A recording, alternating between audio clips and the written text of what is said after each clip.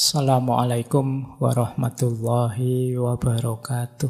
Seven Cosmic Law. Ini sebelum masuk spesifik ke arah the Law of Attraction. Law of Attraction itu salah satunya saja. Sebenarnya ada, kalau menurut William Walker Atkinson, ada 7 hukum semesta. Istilahnya kan kosmik. Jadi alam semesta ini ada 3 rumusan hukumnya. Yang pertama apa? Yang pertama ada the law of vibration. The law of vibration itu segala sesuatu itu bergetar. Tidak ada yang diam. Getaran-getaran dalam frekuensi yang sama akan saling menarik. Kegembiraan akan menarik kegembiraan yang lain. Nah, fokuslah secara konsisten terhadap pikiran tertentu, maka akan menarik getaran yang sama. Jadi, the law of vibration itu, kita ini bergetar terus. Ini menjelaskan bergetar ini mungkin tidak mudah. Kita ini kan sebenarnya tidak diam. Coba teman-teman perhatikan pikiranmu, perasaanmu, intelijensimu, ini kan kerja terus. Ya dari luar kelihatan diam, tapi di dalammu itu kan rame terus. Nah, itu mungkin mudahnya ya, jenis getaran. Engkau sedang berada di frekuensi mana? Mungkin engkau sedang marah-marah, mungkin engkau sedang senang, mungkin engkau sedang gelisah, mungkin hari ini engkau sedang bingung karena vaksin, mungkin hari ini engkau sedang gelisah karena sekelilingmu sedang pembatasan ketat karena pandemi. Mungkin ini kan sebenarnya dirimu itu sedang bergetar. Nah, the law of vibration itu, vibrasi yang sama akan saling menarik atau akan menggetarkan energi atau menggetarkan vibrasi yang dekat dengan dirinya. Jadi kalau kita gembira, sekeliling kita akan hawanya gembira. Dan orang-orang yang di dekat kita akan terpengaruh oleh kegembiraan itu. Itu the law of vibration, mudahnya begitu. Jadi getaran kita itu mempengaruhi sekelilingnya. Apa yang ada dalam diri kita kalau kita gelisah atau murung, ini menggetarkan sekelilingmu dengan kegelisahan dan kemurungan. Ini namanya the law of vibration. Makanya kadang-kadang teman-teman kan bisa merasakan kalau misalnya punya teman akrab gitu. Temanmu sedang sedih, terus dekat denganmu. Dia pura-pura banyak ketawa, pura-pura ceria. Tapi getarannya bisa engkau tangkap. Itu the law of vibration. Jadi getaran yang ada dalam diri kita itu akan menarik frekuensi yang sama dari yang ada di sekeliling kita. Kalau teman-teman dekat dengan teman yang sedang sedih, sedang gelisah, sedang susah, sekali-sekali dia tampak nangis, itu kan kita ikut terus hanyut dalam situasi kesedihannya, ikut dalam kemurungannya. Nah, ini ilustrasi mudah. Kalau teman-teman dekat dengan teman yang sedang senengnya luar biasa, cerianya luar biasa karena tujuannya tercapai gembira, itu kita dekat dia juga ikut gembira. Jadi getaran yang ada dalam diri orang lain bisa mempengaruhi getaran yang ada dalam diri kita. Demikian pula sebaliknya. Jadi kegembiraan akan mendatangkan kegembiraan. Kesedihan juga akan mendatangkan kesedihan. Ini the law of vibration namanya. Menyikapi the law of vibration itu seperti apa? Ya menurut William Walker Atkinson adalah fokuslah pada yang baik-baik, yang indah-indah, yang nyaman-nyaman di pikiranmu. Apa yang engkau inginkan, fokuskan ke situ pikiranmu terus.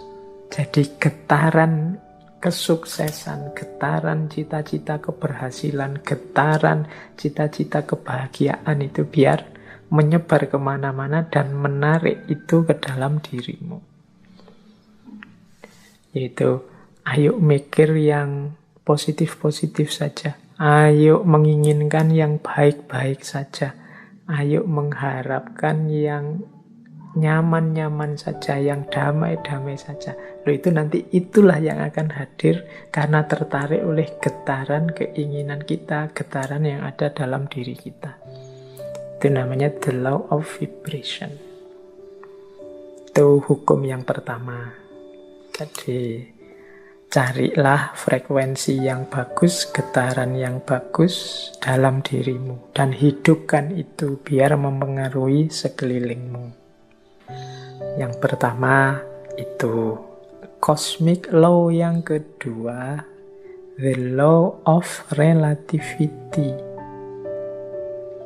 Dalam hidup ini berlaku hukum relativitas. Relativitas mungkin tidak persis sama seperti relativitasnya Einstein. Tapi relativitas di sini adalah mudahnya begini. Tidak ada sesuatu yang bisa kita pahami sampai kita hubungkan dengan sesuatu yang lain.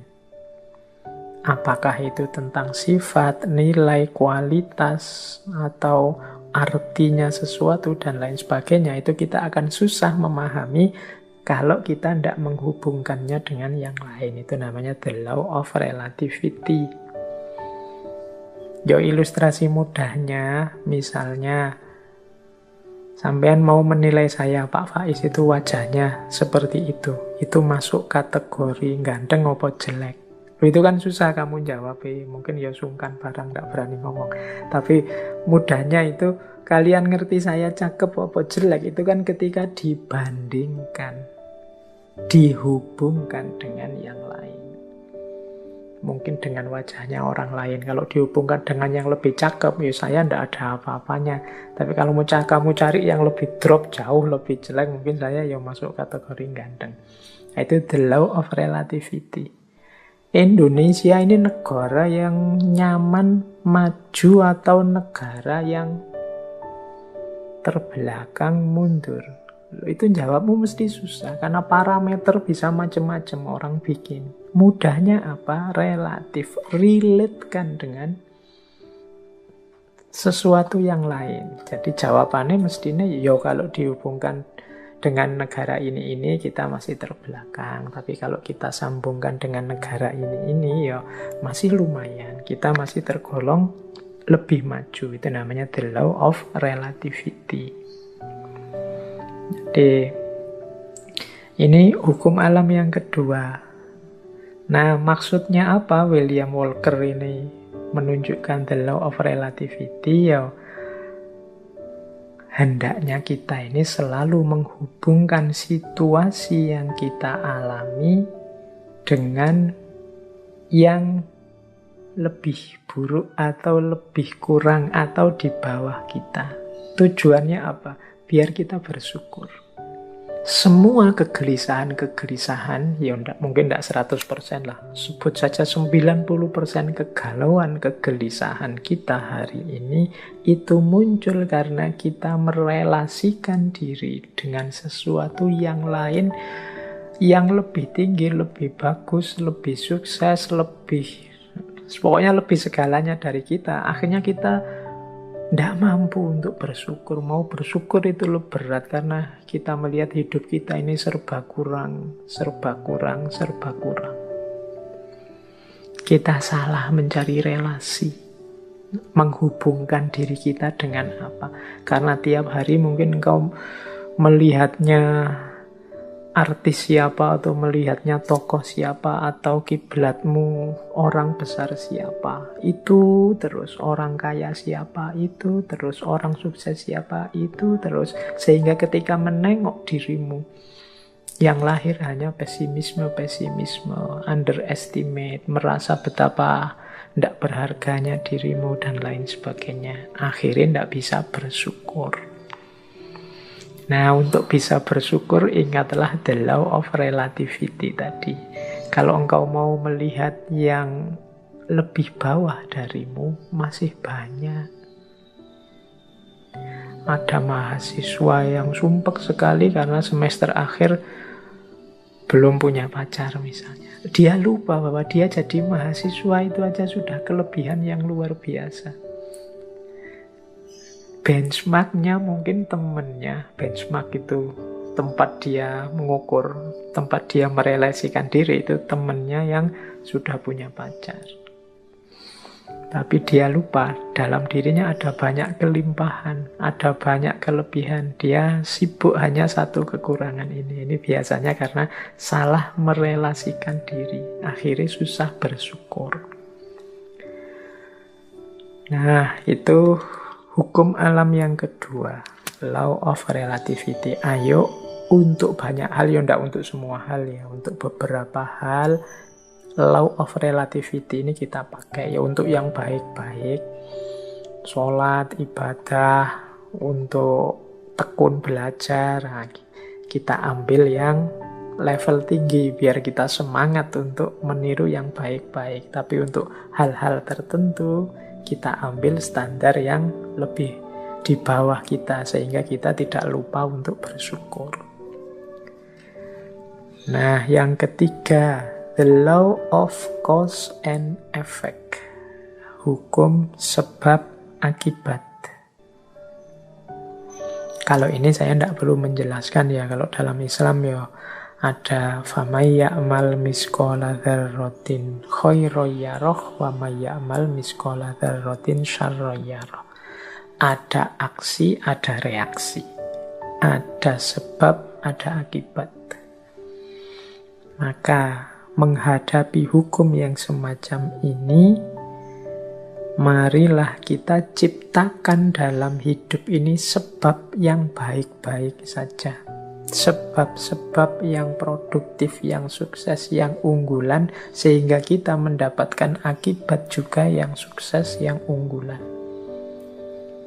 Jadi karena ada sebab, ada akibat.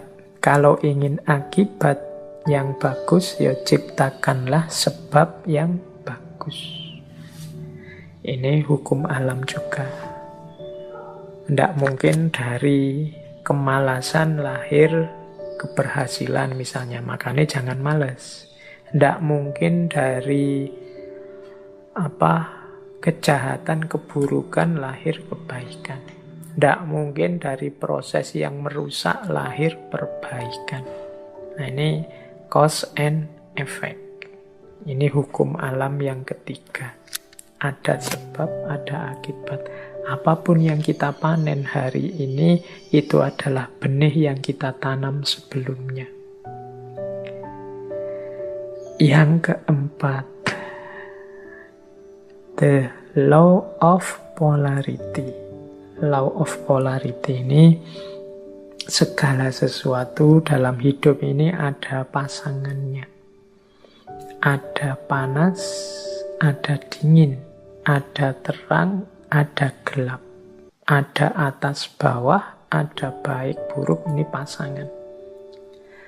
Pasangan ini sifatnya saling mengadakan. Saling mengadakan, ya kalau tidak ada buruk, yang baik juga tidak akan ada.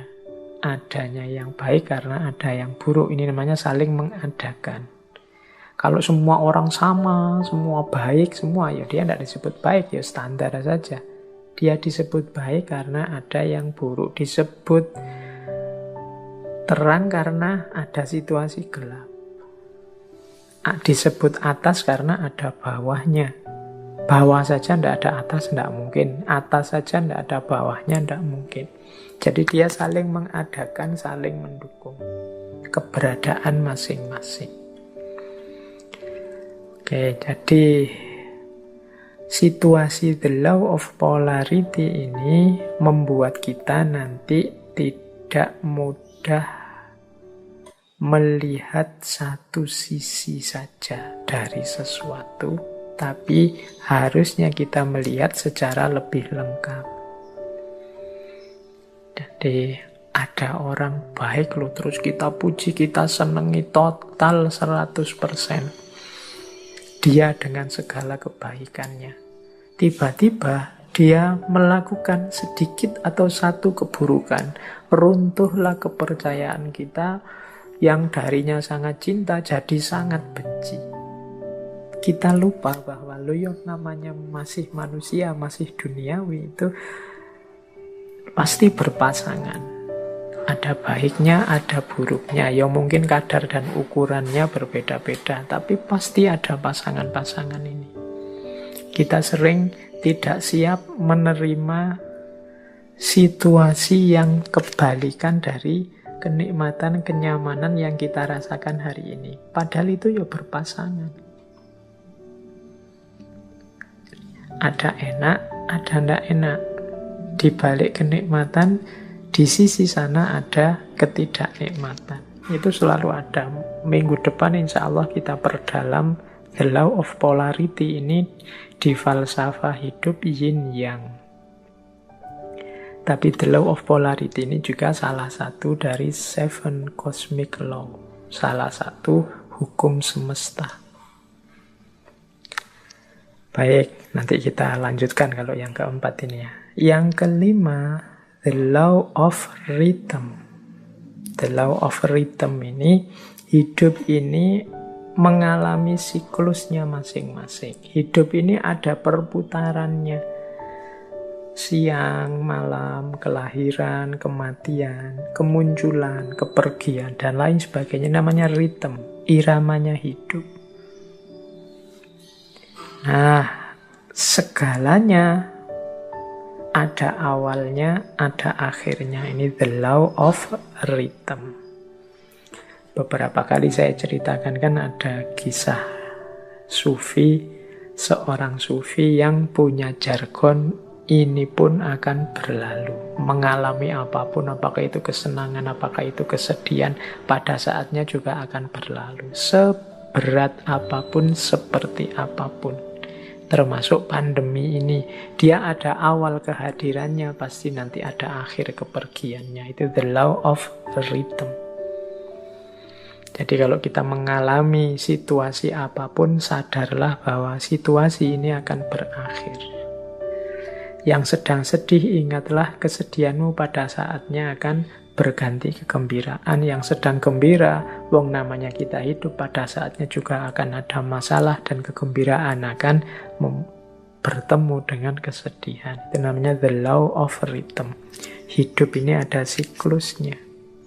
Yang sedang di bawah jangan putus asa, yang sedang di atas jangan jumawa. Karena kita ini berputar. Ini namanya the law of rhythm.